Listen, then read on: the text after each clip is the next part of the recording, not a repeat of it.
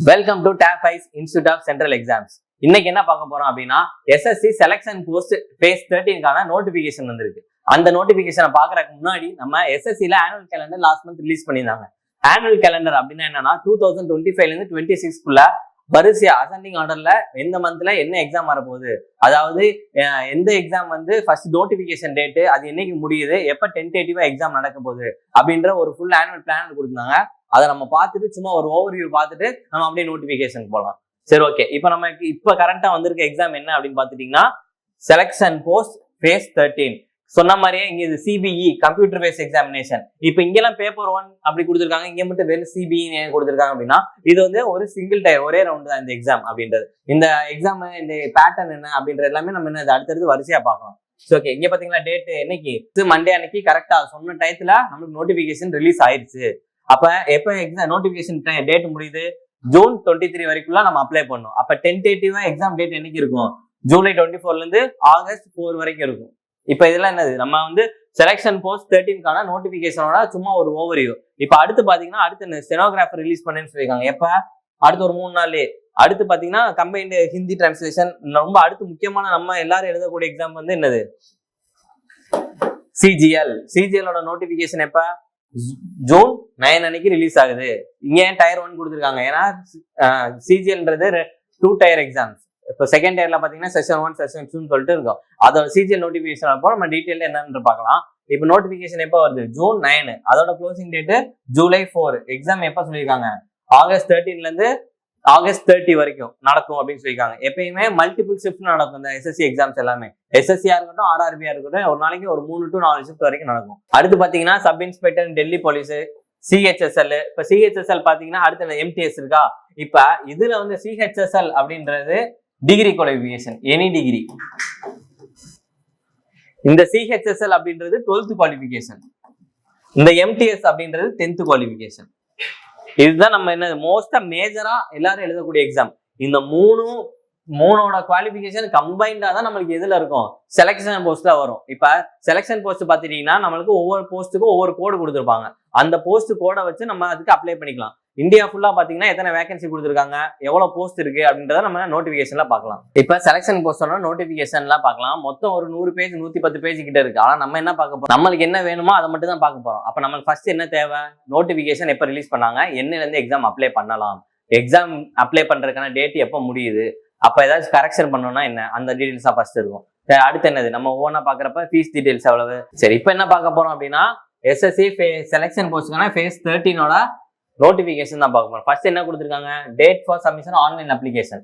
அப்ப online application இருக்குல்ல, நம்ம எப்ப இருந்து ஸ்டார்ட் பண்ணலாம்னா இன்னையில இருந்து ஜூன் 2ல இருந்து ஜூன் 23க்குள்ள. நம்ம ஆல்ரெடி ஆனுவல் பிளானர்ல பார்த்த மாதிரி என்னது சேம் அன்னைக்கு ரிலீஸ் பண்ணிட்டாங்க. சில நாள்ல முன்னாடி என்ன பண்ணுவாங்கன்னா கொஞ்சம் டேட் ஒன்று சொல்லுவாங்க, அதுக்கப்புறம் ஒரு 2 நாள் தள்ளியோ இல்ல ஒரு வாரம் தள்ளியோ ரிலீஸ் பண்ணுவாங்க. ஆனா அப்படி இல்லாம சொன்ன டேட்ல சொன்னபடி ரிலீஸ் பண்ணிட்டாங்க. அப்ப என்ன அர்த்தம், அடுத்து வர சிஜிஎலா இருக்கட்டும், சிஹெச்எஸ்எல் இருக்கட்டும், எம்டிஎஸ்ஆ இருக்கட்டும், எல்லாமே சொன்ன டேட்ல கரெக்டா ரிலீஸ் பண்ணிடுவாங்க. இப்ப இருந்தே படிக்க ஆரம்பிச்சாதான் நமக்கு எக்ஸாம் கிளியர் பண்ணா கரெக்டா இருக்கும். இப்ப last date for online submission என்னைக்கு நம்ம பார்த்ததுதான், ஜூன் 23 தான். ஓகே, இப்ப last date making payment online fees இருக்குல்ல. இப்ப சில பேர் வந்து ஃபர்ஸ்ட் எக்ஸாம் அப்ளை பண்ணிடுவாங்க. அப்ளை பண்றப்ப ஆன்லைன் பேமெண்ட்ல பெரிய பிரச்சனை வந்துடும். சர்வர் ரிசீவா இருக்கும், அப்புறம் பேமெண்ட் ஆயிருக்கும், டெபிட் ஆயிருக்கும், அதெல்லாம் அங்க வந்து ஃபெயில்டுன்னு வந்திருக்கும். அந்த மாதிரி இஷ்யூஸ்லாம் வரும். அதுக்கு வந்து எக்ஸ்ட்ரா 1 நாள் கொடுக்குறாங்க. நீங்க வந்து இந்த டேட்ல வந்து எப்படின்னா நீங்க அப்ளை பண்ண முடியாது, ஆனா ஃபீஸ் மட்டும் பே பண்ணிக்கலாம் அப்படின்ற மாதிரி. சரி, ஓகே, நம்ம அப்ளை பண்ணிட்டோம். அப்ளை பண்றப்ப ஏதாச்சும் தப்பு விட்டுட்டோம், இப்போ ஸ்பெல்லிங் மிஸ்டேக் விட்டுட்டோம், இல்ல ஏதாச்சும் மாத்தி அப்ளை பண்ணிட்டோம் அப்படின்னா கரெக்ஷன் பண்ணும்ல. அப்ப கரெக்ஷன் விண்டோ வந்து ஒரு 2 டேஸ் கொடுக்குறாங்க, 28 and 28ல இருந்து 30 வரைக்கும். Application dates for correction form அப்படின்றதுக்காண்டி கொடுத்துருக்காங்க. ஓகே, எக்ஸாமினேஷன் டேட்டும் கொடுத்துருக்காங்க. பாருங்க, கம்ப்யூட்டர் பேஸ்ட் எக்ஸாம்ஸ் எப்ப, ஜூலை 24ல இருந்து ஆகஸ்ட் 4 வரைக்கும். அப்ப பாத்துட்டீங்கன்னா உங்களுக்கு என்னது கிட்டத்தட்ட ஒரு மாசத்துல எக்ஸாம் வந்தது. நோட்டிபிகேஷன் முடிஞ்சது ஜூன் 23, நோட்டிபிகேஷன் அப்ளை பண்ற எக்ஸாம் டேட் முடிஞ்சது. ஜூலை 24 உங்களுக்கு எக்ஸாம் வந்துருது. கிட்டத்தட்ட ஒரு மாசத்துல நமக்கு என்னது எக்ஸாம் வந்துருது. அடுத்து ரொம்ப முக்கியமான விஷயம் சர்டிபிகேட். நம்ம அப்ப என்னது எப்பயுமே இங்க ஸ்டேட்ல, இப்ப நம்ம ஸ்டேட்ல பிசி, எம்பிசி, டிஎன்சி இந்த மாதிரி இருக்கவங்க எல்லாருமே சென்ட்ரல்ல என்னவா வருவாங்க, ஓபிசி அப்படின்னு சொல்லிட்டு வருவாங்க, அதர் பேக்வர்ட் கிளாஸ் அப்படின்னு சொல்லிட்டு வருவாங்க. இல்ல இப்ப ஜென்ரலா இருக்காங்க, யூஆர் அன்ரிசர்வ்ட்ல பிரச்சனை இல்லை, எஸ்சி எஸ்டியா இருக்காங்க பிரச்சனை இல்லை, ஆல்ரெடி சர்டிபிகேட் வச்சிருப்பாங்க. ஆனா இவங்க எல்லாருமே என்ன பண்ணணும்னா ஓபிசி சர்டிபிகேட் வாங்கியிருக்கணும். இந்த ஓபிசி சர்டிபிகேட் எப்படி வாங்கணும்னா ஃபர்ஸ்ட் வந்து நம்ம இ சேவை மையத்துல இன்கம் சர்டிபிகேட் அப்ளை பண்ணணும். நம்ம Aadhaar details, ration card details, இந்த மாதிரி நம்ம பக்கத்துல இருக்க இசிஎம்எஸ்ல போய் கேட்டா சொல்லுவாங்க என்ன கொண்டு வரணும் அப்படின்னு சொல்லிட்டு கேட்டுட்டீங்கன்னா அவங்க வந்து ஃபர்ஸ்ட் இன்கம் சர்டிஃபிகேட் அப்ளை பண்ணணும். இன்கம் சர்டிஃபிகேட் அப்ளை பண்ணி முடிச்சுட்டு அது வரவும் நம்ம ஓபிசி சர்டிஃபிகேட் அவங்களே அப்ளை பண்ணிக்கலாம். அந்த இன்கம் வச்சுதான் ஓபிசி அப்ளை பண்ண முடியும். இன்கம் சர்டிஃபிகேட்டோட வேலிடிட்டி பாத்தீங்கன்னா கரெக்டா 1 இயர். நீங்க எப்போ வேணாலும் வாங்கிக்கலாம். ஆனா எப்போ வாங்குறீங்களோ அன்னையில இருந்து 1 இயர். ஆனா ஓபிசி சர்டிஃபிகேட் அப்படி கிடையாது. இப்ப வந்து நீங்க எப்போ வாங்கினாலும் சரி, அதாவது ஜனவரி மாசமே வாங்கியிருந்தாலும் மார்ச் 31 உங்களுக்கு அதோட வேலிடிட்டி முடிஞ்சிடும். திருப்பி ஏப்ரல் 1 வந்துருச்சுன்னா நியூவா தான் நீங்க ஓபிசி சர்டிஃபிகேட் வாங்கணும். அப்ப ஒரு ஓபிசி சர்டிஃபிகேட்டோட வேலிடிட்டி பாத்தீங்க அப்படின்னா ஏப்ரல் 1 இருந்து மார்ச் 31 வரைக்கும் தான். நீங்க எப்போ வாங்கியிருந்தாலும் மார்ச் 31 அப்புறம் ஏப்ரல் 1 அப்ப நம்ம புது சர்டிஃபிகேட் வாங்க தான் செய்யணும். அப்ப யாருமே இன்னும் டிலே பண்ணாம ஓபிசி சர்டிஃபிகேட் வாங்கிருங்க. இப்ப ஓபிசி சர்டிஃபிகேட்லயுமே எப்படின்னா நான் கிரீமி லேயர்ல தான் வாங்கணும். கிரீமி லேயர்ல வாங்கினீங்கன்னா அதுல பெருசா எந்த யூஸ் இல்லை. அது வந்து அன்ரிசர்வ் கேட்டகரி மாதிரி தான் கன்சிடர் பண்ணுவாங்க. ஓபிசில நான் கிரீமி லேயர் வாங்கியிருந்தா மட்டும்தான் நம்மளுக்கு வந்து இந்த கட் ஆஃபோ ஏஜ் ரிலாக்ஸேஷனும் வரும். இந்த ஏஜ் ரிலாக்ஸேஷன் ரொம்ப முக்கியம். இப்ப சில பேருக்கு ஏஜ் எல்லாம் பாத்தீங்கன்னா 27, 28, 30 கிட்ட வந்திருக்குமா, அப்ப அவங்க சில போஸ்ட் எல்லாம் 25 வரைக்கும் தான் இருக்கும் ஏஜ் லிமிட். சில போஸ்ட்டுக்கு 27 வரைக்கும் இருக்கும். அவங்க ஓபிசி ஏஜ் ரிலாக்ஸேஷன் வாங்கினா அவங்களுக்கு +3 இருக்கும். அதாவது அப்பர் ஏஜ் லிமிட். இப்ப நம்ம அடுத்து பார்ப்போம். அடுத்து அது கீழே அதான் வரப்போகுது. நான் அதுல உங்களுக்கு டீட்டெயிலா சொல்றேன். சரி, இப்ப ஏஜ் லிமிட் பார்க்கலாமா? இந்த ஏஜ் லிமிட் என்ன கொடுத்துருக்காங்க?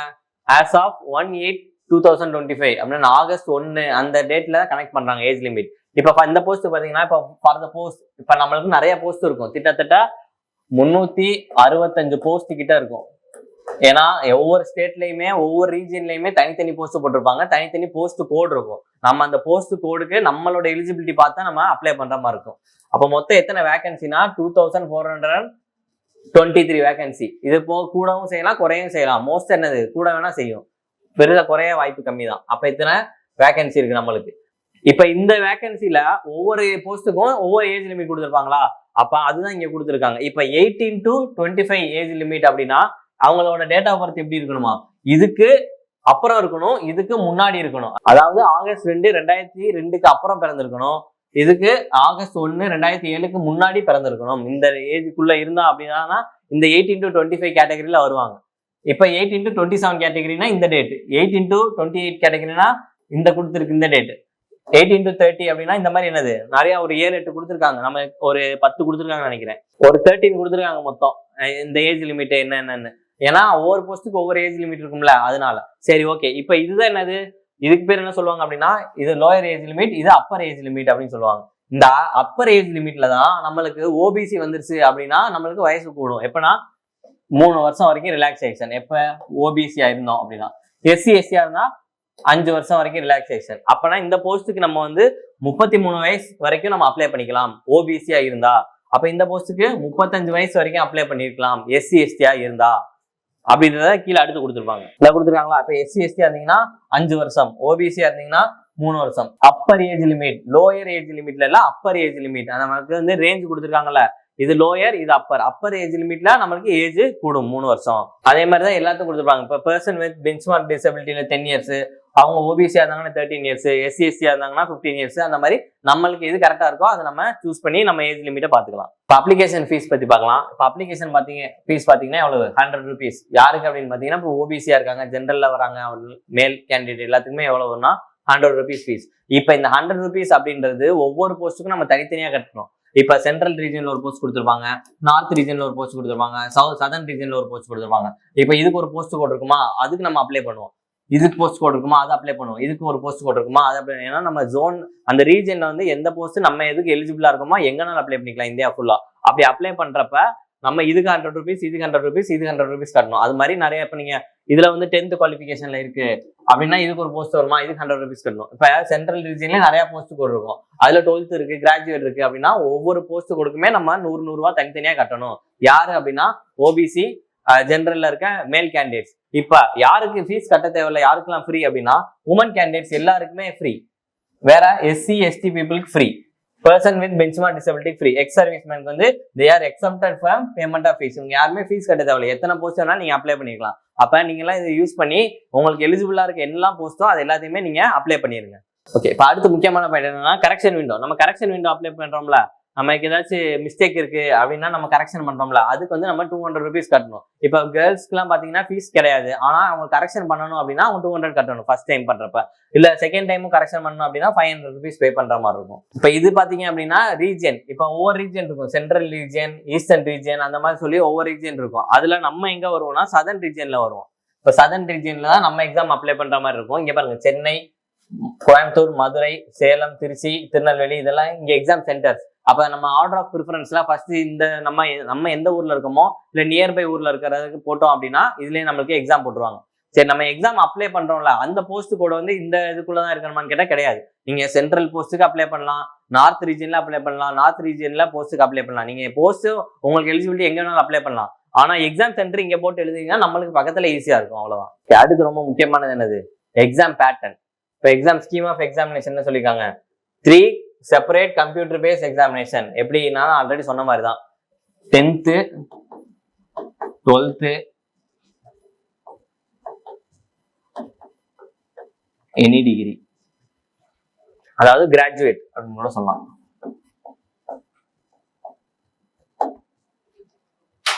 கிராஜுவேட் இது 3 என்ன, 10th 12th கிராஜுவேட். இந்த பேசிஸ்ல நம்மளுக்கு செலக்ஷன் போஸ்ட் இருக்கும். இப்போ இது எல்லாத்துக்குமே பேட்டர்ன் பாத்தீங்கன்னா ஒரே பேட்டர்ன் தான். என்னது, நம்ம ஆல்ரெடி படிக்கிற பேட்டர்ன் தான். ஜென்ரல் இன்டெலிஜென்ஸ், என்ன ரீசனிங், ஜென்ரல் அவேர்னஸ், குவான்டிட்டி ஆப்டிடியூட்ல பேசிக் அரித்மெட்டிக், இங்கிலீஷ் லாங்குவேஜ்ல பேசிக் தான். எல்லாமே எத்தனை கொஸ்டின்ஸ்னா 25 கொஸ்டின்ஸ். மொத்தம் எவ்வளவு, 100 கொஸ்டின்ஸ், 200 மார்க்ஸ். இது என்ன பேட்டர்ன் பாத்தீங்கன்னா சிஜிஎல்க்கு இதே பேட்டர்ன் தான், சிஹெச்எஸ்க்கு இதே பேட்டர்ன் தான், பிரிலிம்ஸுக்கு, மெயின்ஸுக்கு மாறும், எம்டிஎஸ்க்கு கொஞ்சம் மாறும். ஆனா நம்ம இங்க செலக்ஷன் போஸ்ட் பாத்தீங்கன்னா 10th 12th கிராஜுவேட் எல்லாத்துக்குமே ஒரே பேட்டர்ன் தான். இப்ப 10th குவாலிஃபிகேஷன்ல நம்ம ஒரு 7 போஸ்ட்டுக்கு அப்ளை பண்றோம்னு வச்சுக்கோம். 10th குவாலிஃபிகேஷன்ல ஒரு 7 போஸ்ட்டுக்கு, 12th குவாலிஃபிகேஷன்ல ஒரு 8 போஸ்ட்டுக்கு, கிராஜுவேட்ல ஒரு 12 போஸ்ட் அப்ளை பண்றோம். நான் ஒரு எக்ஸாம்பிள் சொல்றேன், அப்படி அப்ளை பண்றோம் அப்படின்னா இது எல்லாத்துக்குமே தனித்தனியா எக்ஸாமா எழுதணும்னு கேட்டீங்கன்னா, ஆக்சுவலா எப்படின்னா இப்ப 10th இருக்குல்ல, 10th லெவல்ல ஒரு எக்ஸாம் வைப்பாங்க. அப்போ ஒரே எக்ஸாம் தான், இந்த 7 போஸ்டும் சேர்த்து நீங்க ஒண்ணு எழுத போறீங்க. ஆனா அந்தந்த போஸ்ட்டுக்கு ஒரு கட் ஆஃப் இருக்கும்ல, அந்த கட் ஆஃப் நீங்க கிளியர் பண்ணிட்டீங்கன்னா போதும், அடுத்த ஸ்டேஜுக்கு நீங்க போயிடலாம். இங்கேயும் அப்படிதான். இப்ப 12th லெவல்ல சொல்லியிருக்கோமா, 12th லெவல்ல 8 போஸ்ட்டுக்கு நீங்க அப்ளை பண்ணியிருந்தாலும் 12th ஒரு எக்ஸாம் வைப்பாங்க. அந்த ஒரு எக்ஸாம் எழுதினா போதும், இந்த 8 போஸ்ட்டுமே அதுல கவர் ஆயிரும். அந்தந்த போஸ்ட்டுக்கு நீங்க கட் ஆஃப் கிளியர் பண்ணிட்டீங்கன்னா போதும், அந்த கிளியர் பண்ணிடலாம். இந்த கிராஜுவேட் அதே மாதிரி தான், 12 போஸ்ட் அப்ளை பண்ணிருக்கீங்க அப்படின்னா ஆக்சுவலா மொத்தம் எத்தனைனா, நீங்க 3க்கு அப்ளை பண்ணிருந்தா 3 டைம் எழுதணும் எக்ஸாம். அந்தந்த இதுக்கு நம்ம போஸ்ட் கட் ஆஃப் கிளியர் பண்ணிட்டோம்னா போதும், அந்த இதுக்கு அடுத்த ஸ்டேஜுக்கு போயிடலாம். டாக்குமெண்ட் வெரிஃபிகேஷனோ இல்ல ஸ்கில் டெஸ்ட்டோ அடுத்தடுத்து இருக்கும். இப்போ இது நமக்கு என்ன நார்மல் என்ன பேட்டர்ன், சிஜிஎலோட ப்ரிலிம்ஸும் சிஹெச்எஸ்எலோட ப்ரிலிம்ஸ் பேட்டர்னும் இதே தான். இப்போ ஜென்ரல் ரீசனிங்ல என்ன வரும், குவான்ட்ஸ்ல என்ன வரும், மேக்ஸ்ல என்ன வரும், ரீசனிங்ல என்ன வரும், மேக்ஸ்ல என்ன வரும், ஜென்ரல் அவேர்னஸ் இங்கிலீஷ்ல என்ன வரும்ன்றதை நம்ம பார்க்கலாம். ஏன்னா இப்போ 10th ஒரு கொடுத்துருக்காங்க, 12th கிராஜுவேட் எல்லாத்துக்குமே தனித்தனியாக கொடுத்துருக்காங்க. ஆனால் மோரல்லஸ் எல்லாமே சேமா தான் இருக்கும். இதுக்கு நெகட்டிவ் மார்க் பார்த்தீங்கன்னா 0.50, அதாவது கரெக்டான கொஸ்டினுக்கு 2 மார்க்கு, தப்பான கொஸ்டினுக்கு 0.5 மார்க் நெகட்டிவ் அப்படின்றது. சரி, ஓகே. இப்போ அடுத்து நம்ம பார்த்தோம்ல 10th 12th graduate degree level பார்த்தோம்ல. இப்போ 10th மெட்ரிகுலேஷன் லெவல் அப்படின்னு சொல்லுவாங்க. 10th குவாலிஃபிகேஷன் மெட்ரிகுலேஷன் லெவல் அப்படின்னு சொல்லுவாங்க. General intelligence, reasoning, general awareness, quantity aptitude, English இது எல்லாமே கொடுத்துருக்காங்களா. அப்ப ரீசனிங்ல என்ன வரும்னா நான் வெர்பல் டைப்ல வருமா. எப்படின்னா இப்ப பேப்பர் ஃபோல்டிங்கா இருக்கட்டும், நெக்ஸ்ட் ஃபிகர் என்னது, எம்படட் ஃபிகர் என்னது, அந்த மாதிரி சொல்லிட்டு நான் வெர்பல்ல வரும். அரித்மெட்டிக் நம்பர் சீரிஸ் எல்லாமே இங்க கொடுத்துருக்காங்க உங்களுக்கு டாபிக்ஸ்.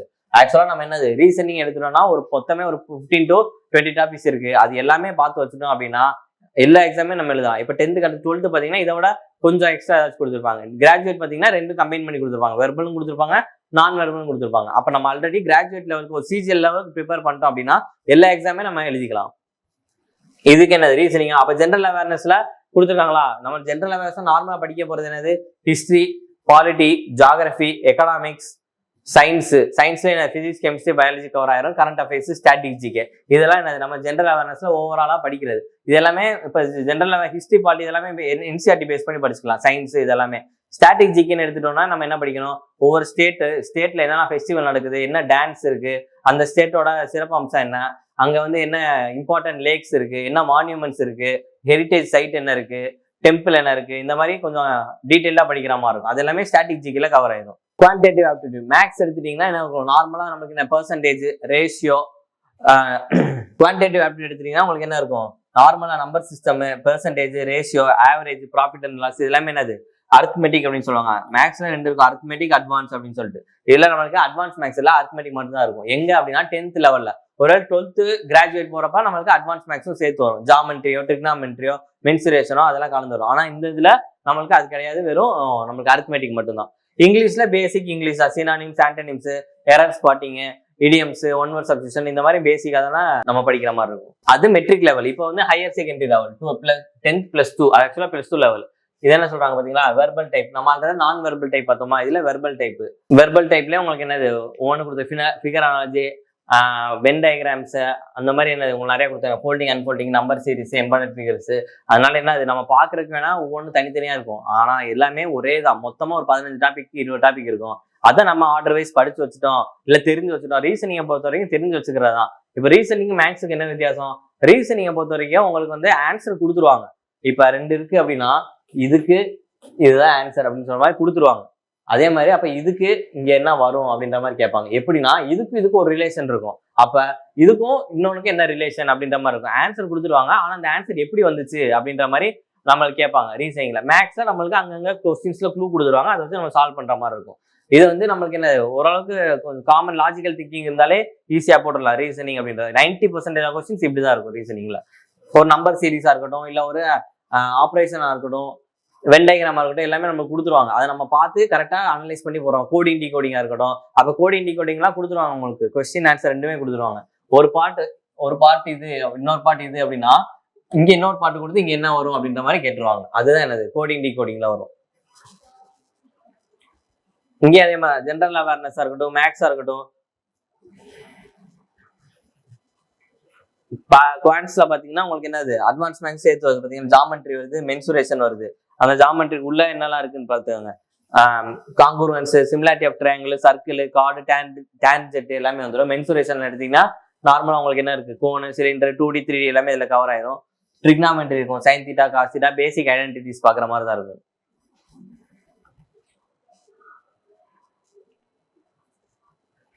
இங்கிலீஷ் ஆல்ரெடி சொன்ன மாதிரி தான். நமக்கு என்னது ஒன் வேர்ட் சப்ஸ்டியூஷனா இருக்கட்டும், idioms, phrases, comprehension, cloze test, synonyms, antonyms, error spotting எல்லாமே இருக்கும். அதான் இப்ப எல்லாமே நம்ம வந்து தனித்தனியா பாக்குறப்ப பெருசா இருக்கிற மாதிரி தெரியும். ஆனா மொத்தத்துக்கு நம்ம படிக்க போறது ஒரே கான்செப்ட் தான். என்னது, இப்ப மேக்ஸ் எடுத்துட்டோம்னா அரித்மெட்டிக், அட்வான்ஸ் 2 இருக்கா. அதுல அரித்மெட்டிக்ல ஒரு 10-12 டாபிக் இருக்கும், அட்வான்ஸ்ல ஒரு 6 to 7 டாபிக் இருக்கும். அது பார்த்துட்டோம்னா நம்ம மேக்ஸை மொத்தமாவே கம்ப்ளீட் பண்ணிடலாம். ரீசனிங்ல ஒரு 15 to 20 டாபிக்ஸ் இருக்கும், அது பார்த்துட்டோம்னா ரீசனிங் கம்ப்ளீட் பண்ணலாம். ஜென்ரல் அவேர்னஸ்ல ஹிஸ்டரி, பாலிட்டி, ஜியோகிராஃபின்னு பேசிக் கான்செப்ட் பார்த்துக்கலாம். அப்புறம் என்சிஆர்டி பேஸ்ட் கொஸ்டின்ஸ் பார்த்துக்கலாம். அப்புறம் வந்து இருக்கு உங்களுக்கு இங்கிலீஷ்லயுமே அதே மாதிரி தான். One word substitution, idioms, phrases, spot the error, இந்த மாதிரி எல்லாமே இருக்கும். இது எல்லாமே நீங்க ஒன்ஸ் கவர் பண்ணிட்டீங்க அப்படின்னா இதை எதுவுமே நீங்க பார்க்க தேவையில்ல. ஒரே பேட்டர்ன் தான், எல்லா எக்ஸாமும் எழுதிட்டு போயிட்டே இருக்கலாம். கிராஜுவேட் லெவலும் அதே மாதிரி தான். உங்களுக்கு இங்க ரீசனிங் தனியா கொடுத்துருப்பாங்க, ஜென்ரல் அவேர்னஸ், குவான்ட்ஸ், இங்கிலீஷ்.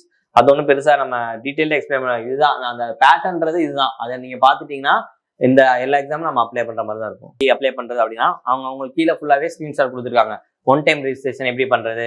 ஃபர்ஸ்ட் எடுத்தோடனே நம்ம என்ன பண்ணோம், ஒன் டைம் ரெஜிஸ்ட்ரேஷன் தான் பண்ணணும். அந்த ஒன் டைம் ரெஜிஸ்ட்ரேஷன் பண்ணிட்டு அதுல நம்ம பேசிக் டீடைல்ஸ் எல்லாமே ஃபில் பண்ணணும். அதை ஃபில் பண்றப்ப ரொம்ப பார்த்து கேர்ஃபுல்லா ஃபில் பண்ணணும். ஏன் அப்படின்னா அது வந்து திருப்பி எடிட் பண்றது ரொம்ப கஷ்டம், எடிட் பண்ண முடியாது. அப்ப ஒன் டைம் ரெஜிஸ்ட்ரேஷன் பண்றப்பே ரொம்ப கேர்ஃபுல்லா எடுத்து பண்ணணும். இப்ப எப்படி கொண்டு வந்திருக்காங்க புதுசா அப்படின்னா ஆதார் பேஸ்டு கொண்டு வந்திருக்காங்க. ஆதார் பேஸ் எப்படின்னா, இப்ப நம்ம ஃபர்ஸ்ட் எக்ஸாம் அப்ளை பண்ணிருப்போம், ஆல்ரெடி பண்ணிருக்கவங்க சொல்றேன். இப்ப லாகின் பண்ணிட்டு நார்மல் லாகின் பண்ணிட்டு உள்ள பாத்தீங்கன்னா எடிட் ரெஜிஸ்ட்ரேஷன் லிங்க் அப்படின்னு சொல்லிட்டு இருக்கும். அதை கிளிக் பண்ணீங்கன்னா டு யூ ஹேவ் ஆதார்னு சொல்லிட்டு நம்ம முன்னாடி பண்ணிருப்போம். அதுல எஸ் கொடுத்துருந்தீங்க அப்படின்னா ஓரளவுக்கு பிரச்சனை இல்லை. இப்போ நோ கொடுத்துருந்தீங்க அப்படின்னா நீங்க வந்து அதை வந்து திருப்பி எஸ் கொடுத்து ஆதாரை வேலிடேட் பண்ணணும். ஆதாரை எஸ் கொடுத்துட்டு இப்ப திருப்பி ஆதார் நம்பரை அனுப்பிச்சிட்டு நீங்க வந்து நேமு, டேட் ஆஃப் பர்த் எல்லாம் கரெக்டா இருக்கான்னு செக் பண்ணி பார்த்துட்டு நீங்க கிளிக் கொடுத்தீங்கன்னா ஓடிபி வரும். அந்த ஓடிபியை நம்ம போனுக்கு அந்த ஆதாரோட லிங்க் பண்ணியிருக்க மொபைல் நம்பருக்கு வரும் ஓடிபி. அதை கொடுத்துட்டீங்க அப்படின்னா அதுல கீழே வெரிஃபைடு அப்படின்னு சொல்லிட்டு வந்துடும். அது வந்துருச்சுன்னா எந்த பிரச்சனையும் இல்லை. அது இப்ப புதுசா கொண்டு வந்திருக்காங்க. அது எல்லாமே இப்ப பண்ணிருக்காங்க ஃபர்ஸ்ட் நம்ம அப்ளை பண்றதுக்கு முன்னாடியே. ஓகே, இப்ப நம்ம பார்த்தோம்ல ஆல்ரெடி நம்ம போஸ்ட் கோடு அப்படின்றத பார்த்தோம்ல. இப்ப இங்க பாருங்களேன், ரீஜன் என்ன ரீஜன் சொல்லியிருக்கோம். நம்ம ஆல்ரெடி முன்னாடி நான் சொன்னேன்ல போஸ்ட் கோடு, அந்த கோடுக்கான ரீஜன் எல்லாமே சொன்னேன்ல, அது என்னன்றது இங்க நான் சொல்றேன். இப்ப இங்க பாருங்க சிஆர் கொடுத்துருக்காங்களா. சிஆர் என்ன, சென்ட்ரல் ரீஜன். சென்ட்ரல் ரீஜன்ல இதுதான் என்ன அந்த போஸ்டுக்கான கோடு CR 10125. இது என்ன போஸ்ட் அப்படின்னு பார்த்தீங்கன்னா கேண்டீன் அட்டண்டன்ட் போஸ்ட். அப்ப அது எந்த டிபார்ட்மெண்ட் கீழே வரும்னா office of controller general of defence accounts, principal controller of defence accounts, இந்த டிபார்ட்மெண்ட் கீழே வருது. இதோட ஏஜ் லிமிட் நம்ம ஆல்ரெடி பார்த்தோம்ல, ஏஜ் லிமிட் வந்து இந்த வயசுல இருந்து இந்த வயசுல இப்போ 18 to 25 கொடுத்துருக்காங்களா, அப்ப நம்ம ஓபிசி ஆனோம்னா 28 ஏஜ் வரைக்கும் எழுதிக்கலாம். ஏன்னா 3 ஏஜ் ரிலாக்ஸேஷன் அப்பர் ஏஜ் லிமிட்ல. ஒருவேளை SC/ST இருந்தா 5 years 30 வரைக்கும் இந்த போஸ்ட்டுக்கு எலிஜிபிள் எழுதிக்கலாம். இதோட பேஸ் லெவல் பாத்தீங்கன்னா 1. இதோட குவாலிஃபிகேஷன் பாத்தீங்கன்னா 10th குவாலிஃபிகேஷன். இப்ப ஒவ்வொரு கேட்டகரிக்கும் எவ்வளவு போஸ்ட்னு கொடுத்துருக்காங்க. இப்ப எஸ்சிக்கு எவ்வளவு போஸ்ட், 2 போஸ்ட், எஸ்டிக்கு 1 போஸ்ட், ஓபிசிக்கு 3 போஸ்ட், ஜெனரல் 6 போஸ்ட், இடபிள்யூஎஸ் 1. அப்ப மொத்தம் 13 போஸ்டா. அது போக நம்ம என்னது பிசிக்கல் பர்சன் வித் பெஞ்ச்மார்க் டிசபிலிட்டிஸ்க்கு சில போஸ்ட் இருக்கும், 1, 2 அந்த மாதிரி கொடுத்துருப்பாங்க. நம்மளுக்கு வந்து இது எல்லாத்தையுமே ரெஃபர் பண்ணி தான் நம்ம எதுக்கு எலிஜிபிள் இல்ல, நம்ம என்ன போஸ்ட்டுக்கு அப்ளை பண்ணலாம் அப்படின்னு. இப்ப இது எல்லாமே பாத்தீங்க அப்படின்னா சென்ட்ரல் ரீஜியன் உங்களுக்கு ஒவ்வொரு போஸ்ட்டுக்கு கொடுத்துருப்பாங்க. இந்த சென்ட்ரல் ரீஜியன்ல இந்த கோடு அப்ளை பண்ணீங்கன்னா இந்த போஸ்ட்டுக்கு அப்ளை பண்ணலாம். இப்ப சென்ட்ரல் ரீஜன்ல இந்த கோடு போட்டீங்கன்னா இந்த இதுக்கு அப்ளை பண்ணலாம். இப்ப இதோட பாத்தீங்கன்னா கிராஜுவேஷன் லெவல் 7 இதெல்லாம் பெரிய போஸ்ட். ஆனா பாத்தீங்கன்னா எக்ஸாம் பாத்தீங்கன்னா உங்களுக்கு என்னது ஒரு ரவுண்டு தான் இருக்கும். இப்ப இந்த மாதிரி கொடுத்துருக்கோம்ல, இப்ப நம்ம சதர்ன் ரீஜன்ல பாக்கலாம் என்னெல்லாம் கொடுத்துருக்காங்க. இப்ப சதர்ன் ரீஜன்ல பாத்தீங்கன்னா உங்களுக்கு எப்படி கொடுத்துருக்காங்க, SR அப்படின்னா சதர்ன் ரீஜன். இதுல SR 10625 அப்படின்றது லெபார்டரி அட்டெண்டன்ட். லெபார்டரி அட்டெண்டன்ட் எந்த டிபார்ட்மெண்ட், இது எந்த டிபார்ட்மெண்ட் கீழே பாத்தீங்கன்னா சென்ட்ரல் கிரவுண்ட் வாட்டர் போர்ட் டிபார்ட்மெண்ட்ல. இதோட ஏஜ் லிமிட் பாத்தீங்கன்னா 18 to 27. இப்போ ஓபிசி ஆனீங்கன்னா 18 to 30 வரைக்கும் நீங்க அப்ளை பண்ணிக்கலாம். இதே வந்து SC/ST ஆனீங்கன்னா 18 to 32 வரைக்கும் அப்ளை பண்ணிக்கலாம். இப்ப லெவல் 1 இது 10th குவாலிஃபிகேஷன் தான். உங்களுக்கு ஆல்ரெடி சொன்ன SC/ST OBCக்கு எத்தனை போஸ்ட், மொத்த டோட்டல் எத்தனை போஸ்ட் அந்த மாதிரி கொடுத்துருப்பாங்க. இந்த மாதிரி 10th கொடுத்துருப்பாங்க, 12th கொடுத்துருப்பாங்க, கிராஜுவேஷன் கொடுத்துருப்பாங்க. சரி, அப்ப இது மட்டும் தான் நம்மளுக்கு எஜுகேஷன் குவாலிஃபிகேஷனா, இது இருந்தா போதுமான்னு கிடையாது, அப்படி கிடையாது. இப்ப இந்த லிங்க் இருக்குல்ல, இதுதான் வந்து என்னது உங்களுக்கு அந்த பர்டிகுலர் போஸ்ட்டுக்கான பர்டிகுலர் குவாலிஃபிகேஷன் அதுலதான் இருக்கும். இது வந்து மினிமம் குவாலிஃபிகேஷன் 10th சொல்லி கொடுத்துருக்காங்களா. இப்ப நீங்க உள்ள போய் இந்த போஸ்ட்ல பாத்தீங்க அப்படின்னா அவங்க வந்து இது கொடுத்துருப்பாங்க, எசென்சியல் குவாலிஃபிகேஷன்ல இவ்வளவு வருஷம் எக்ஸ்பீரியன்ஸ், 1 year எக்ஸ்பீரியன்ஸ் இருக்கணும், இல்லாட்டி இந்த சர்டிபிகேட் வச்சிருக்கணும் அப்படின்ற மாதிரி கொடுத்துருப்பாங்க. அதை பொறுத்துதான் உங்களுக்கு நீங்க வந்து அதுக்கு எலிஜிபிளா இல்லையா அப்படின்றது தெரியும். இப்ப நம்ம ஒரு எக்ஸாம்பிளுக்கு ஏதாச்சும் ஒன்று எடுத்துக்குவோம். இப்ப இந்த ரீஜன் எடுத்துக்கோமா, SRல 10625 லெபார்டரி அட்டெண்டன்ட் போஸ்ட் கொடுத்துருக்காங்க. இங்க என்ன கொடுத்துருக்காங்க, 10th கொடுத்துருக்காங்க. இப்ப இந்த லிங்கை கிளிக் பண்ணுவோம். இந்த லிங்கை கிளிக் பண்ணோம்னா என்ன பேஜ் வரும் அப்படின்றத காட்டுறேன். அந்த லிங்க் கிளிக் பண்ணீங்கன்னா உங்களுக்கு இந்த பேஜ் டைரக்டா வந்துடும். இப்ப இதுல செலக்ட் எக்ஸாமினேஷன் இருக்கா, இந்த செலக்ட் எக்ஸாமினேஷன் கிளிக் பண்ணீங்க அப்படின்னா நம்மளுக்கு இப்ப என்ன வந்திருக்கு, phase 13 கடைசியா பாத்தீங்கன்னா phase 13 2025 இருக்கும். இதை கிளிக் பண்ணி இப்ப நம்ம பார்த்தது என்னது, ஒவ்வொரு ரீஜன் இருக்கா, central region, eastern region, Karnataka, Kerala region, மத்திய பிரதேஷ், இந்த எந்த ரீஜன்ல வேணாலும் நீங்க எக்ஸாம் அப்ளை பண்ணலாம். எக்ஸாம் அந்த போஸ்ட்டுக்கு அப்ளை பண்ணலாம், பிரச்சனையே கிடையாது. நீங்க இப்ப சதர்ன் ரீஜன்ல எக்ஸாம் ப்ரிஃபரன்ஸ் மட்டும் சிட்டி கொடுத்து சதர்ன் கொடுத்தீங்கன்னா பக்கத்துல போய் இப்போ மதுரை கொடுத்தீங்கன்னா மதுரையில போய் எழுதிட்டு வந்துடலாம். ஆனா நீங்க சென்ட்ரல் ரீஜன் போஸ்ட்டுக்கு அப்ளை பண்ணலாம், அது பிரச்சனை கிடையாது. இப்ப நம்ம என்ன பார்த்தோம், சதர்ன் ரீஜன் பார்த்தோமா, இதுல சர்ச் அப்படின்னு கொடுத்துட்டீங்கன்னா உங்களுக்கு வந்து சதர்ன் ரீஜன்ல என்னெல்லாம் போஸ்ட் இருக்கு அப்படின்றத இங்க ஒவ்வொன்னா வருஷம் டிஸ்பிளே ஆயிரும். இப்ப சதர்ன் ரீஜன்ல போஸ்ட்லாம் கீழே டிஸ்பிளே ஆயிருக்கு பாருங்க. இப்ப இங்க பாருங்க, இந்த கேட்டகரி போட்டோகிராஃபர் கொடுத்துருக்காங்க, ஜூனியர் அக்கௌண்ட்ஸ் ஆஃபீஸர் கொடுத்துருக்காங்க, அட்டெண்டன்ட் கொடுத்துருக்காங்க. இந்த மாதிரி ஒவ்வொரு போஸ்ட் கோடுக்கும் ஒவ்வொன்று கொடுத்துருக்காங்களா. அப்ப நம்ம ஆல்ரெடி இந்த மாதிரி பாத்தீங்கன்னா உங்களுக்கு நிறைய பேஜ் 1 பேஜ் 2 போட்டிருக்கும். சரி, இப்ப நம்ம இதுல ஃபர்ஸ்ட் இருக்கிறதே பார்ப்போம். போட்டோகிராஃபர் கொடுத்துருக்காங்களா, இதோட பே ஸ்கேலும் இதுலயே வந்துடும் உங்களுக்கு. இப்ப இந்த ஆக்ஷன்ஸ் அப்படின்ற இந்த ஐயை கிளிக் பண்ணீங்கன்னா உங்களுக்கு வந்துடும், டீட்டெயில்டாவே வந்துடும். இப்ப போஸ்ட் கோடு என்ன, போஸ்ட் நேம் என்ன, இனிஷியலா ஃபர்ஸ்ட் உங்களுக்கு எங்க போஸ்டிங் போடுவாங்க, அடுத்து உங்களுக்கு என்ன, இந்த ஜாபோட டியூட்டிஸ் என்ன, போட்டோகிராஃபி இந்த ஜாபோட டியூட்டிஸ் என்னன்னு கொடுத்துருவாங்க. நான் சொன்னேன் எஜுகேஷன் குவாலிஃபிகேஷன் பாத்தீங்க அப்படின்னா 10th, நம்ம அங்க ஆல்ரெடி பார்த்த மாதிரி 10th தான் கொடுத்துருக்காங்க. ஆனா எசென்சியல் குவாலிஃபிகேஷன் சொல்லியிருக்காங்க, matriculation or equal theoretical knowledge of photography and dark room work கொடுத்துருக்காங்களா. அடுத்து என்ன கொடுத்துருக்காங்க, at least 3 years extensive experience document photography. அப்ப உங்களுக்கு 3 வருஷம் போட்டோகிராஃபில எக்ஸ்பீரியன்ஸ் இருக்கணும் அப்படின்ற மாதிரி சொல்லியிருக்காங்க. இது எந்த மினிஸ்ட்ரி கீழே வருது, இந்த மாதிரி எல்லா டீடைலுமே இந்த மாதிரி உங்களுக்கு வந்துடும். ஏஜ் லிமிட் என்ன, இது என்ன போஸ்ட், யாரெல்லாம் ஜெண்டர் அப்ளை பண்ணலாம், மேல் ஃபீமேல் டிரான்ஸ்ஜெண்டர் எல்லாருமே அப்ளை பண்ணிக்கலாம் அப்படின்ற மாதிரி உங்களுக்கு எல்லாமே வந்துடும். கடைசி வரைக்கும் உங்களுக்கு என்ன கேட்டகரிக்கு எவ்வளவு போஸ்ட், அதை கிளிக் பண்ணீங்க அப்படின்னா உங்களுக்கு மொத்த டீடைலுமே இதுல வந்துடும். இப்ப இது என்ன போட்டோகிராஃபிக்கு பார்த்தோமா, அது மாதிரி இப்ப ஜூனியர் அக்கௌண்ட்ஸ் ஆஃபீஸர்னு ஒரு போஸ்ட் இருக்கு, அதை கிளிக் பண்ணி பார்த்தோம்னா இதுல என்னெல்லாம் கேட்டிருக்காங்க பாருங்க, போஸ்ட் கோட் இருக்கு, போஸ்ட் நேம் இருக்கு. ஃபர்ஸ்ட் இனிஷியல் போஸ்டிங் பாத்தீங்கன்னா இது சென்னை ரீஜன்லயே இருக்கும், கிண்டிலேயே உங்களுக்கு இனிஷியல் போஸ்டிங். இது வந்து உங்க ஜாப் நேச்சர் என்னெல்லாம் ஒர்க் இருக்கு அப்படின்றது வந்துடும். இந்த இதுல எனி டிகிரி தான், degree recognise university any degree தான். இங்க எக்ஸ்பீரியன்ஸ் 2 years எக்ஸ்பீரியன்ஸ் கேட்டிருக்காங்களா. அப்ப இந்த மாதிரி எக்ஸ்பீரியன்ஸ் சில போஸ்ட் தான் நம்ம வந்து இல்ல அப்படின்னா அப்ளை பண்ண முடியாது. ஆனா சில போஸ்ட் இருக்கும் எனி டிகிரி கேட்டிருப்பாங்க, எக்ஸ்பீரியன்ஸ் எதுவுமே கேட்டிருக்க மாட்டாங்க. அந்த போஸ்ட் என்னன்னு நம்ம சர்ச் பண்ணி நம்ம தான் அப்ளை பண்ற மாதிரி இருக்கும். இது எவ்வளவு பே ஸ்கேலு என்ன, அந்த பேஜ் ஸ்கில் டெஸ்ட் ஒரு ரவுண்ட் தான் சொன்னோம். இந்த ஃபர்ஸ்ட் ப்ரிலிம் அந்த எக்ஸாம் முடிச்சோன்னா உங்களுக்கு டைரக்ட் போஸ்டிங் தான். இல்ல நடுவில் ஸ்கில் டெஸ்ட் அப்படின்னு ஒன்று இருக்கும். சில நேரம் டைப் ரைட்டிங் இருக்கும், இல்லாட்டி அந்த என்ன போஸ்ட்டோ அது ரிலேட்டடா உங்களுக்கு ஸ்கில் டெஸ்ட் இருக்கும். ஆனா இந்த போஸ்ட்டுக்கு பாத்தீங்கன்னா ஸ்கில் டெஸ்ட் கிடையாது. அப்ப நீங்க எக்ஸாம் முடிச்சீங்க அப்படின்னா டைரக்டா உங்களுக்கு டாக்குமெண்ட் வெரிஃபிகேஷன், அதுக்கப்புறம் என்ன போஸ்டிங் தான் உங்களுக்கு. இது பாத்தீங்கன்னா குரூப் டி போஸ்ட், நான் கெசட்டடு, யாரெல்லாம் அப்ளை பண்ணலாம், மொத்தம் எத்தனை வேகன்சி எல்லாமே இதுல உங்களுக்கு வந்துடும். இந்த மாதிரி உங்களுக்கு நீங்க ஒவ்வொரு ரீஜன்லயுமே கொடுத்துருப்பாங்க. இது நம்ம பாக்குறது சதர்ன் ரீஜன், அது மாதிரி central region, northern region, Kerala Karnataka Kerala region, அந்த மாதிரி என்னது எல்லாமே உங்களுக்கு இருக்கும். இது செகண்ட் பேஜ் போனீங்கன்னா நீ அடுத்தடுத்து உங்களுக்கு எல்லாமே போஸ்ட் டிஸ்பிளே ஆயிடும். அப்ப இந்த மாதிரி அந்த லிங்க் கிளிக் பண்ணி நம்ம எதனா எலிஜிபிளோ அந்த எக்ஸாமை நம்ம அப்ளை பண்ணிக்கலாம். இப்ப நம்ம ஓவராலா செலக்ஷன் போஸ்ட்ல என்னெல்லாம் போஸ்ட் இருக்கு, எப்படி அப்ளை பண்ணணும், எப்படி என்னெல்லாம் டீடைல்ஸ் எல்லாம் எப்படி பாக்குறது எல்லாமே நம்ம ஓரளவுக்கு ஓவர்வியூவா பார்த்தாச்சு. இதே உங்களுக்கு ஏதாச்சும் டவுட் இருக்கு அப்படின்னா கமெண்ட் செக்ஷன்ல கமெண்ட் பண்ணுங்க. இப்போ அது மட்டும் இல்லாம இப்ப நம்ம மதுரை பிரான்ச்ல சிபிஐ பேட்ச் அப்படின்னு சொல்லிட்டு போயிட்டு இருக்கு. இது எதுக்குன்னா எஸ்எஸ்சி ஆர்ஆர்பி கம்பைன் பேட்ச், எல்லாத்துக்கும் ஒரே சிலபஸ் தான் நம்மளுக்கு. எஸ்எஸ்சிக்கு ஆர்ஆர்பிக்கு என்ன வித்தியாசம், இங்கிலீஷ் மட்டும் தான் வித்தியாசம். அப்ப இங்கிலீஷ் படிக்கணும்னு நினைக்கிறவங்க செப்பரேட் கிளாஸஸ் இருக்கு. அது மாதிரி சிபிஐ பேட்ச் அப்படின்னு சொல்லிட்டு நம்மளுக்கு போய்கிட்டு இருக்கு. 10 days ஆச்சு. அப்ப நீங்க வந்து ஜாயின் பண்ணணும் அப்படின்னா 9363620300 இந்த நம்பரை கான்டாக்ட் பண்ணீங்கன்னா அவங்க உங்களுக்கு மேலும் ஃபர்தர் டீடைல்ஸும் உங்களுக்கு சொல்லுவாங்க. அது மட்டும் இல்லாம ஆன்லைன் பேட்சஸும் கள்ளழகர் ஆன்லைன் பேட்ச் அப்படின்னு சொல்லிட்டு அதுவும் போய்கிட்டு இருக்கு. அந்த டீடைல்ஸ் வேணும்னாலும் அந்த நம்பர் கான்டாக்ட் பண்ணீங்க அப்படின்னா உங்களுக்கு சொல்லுவாங்க.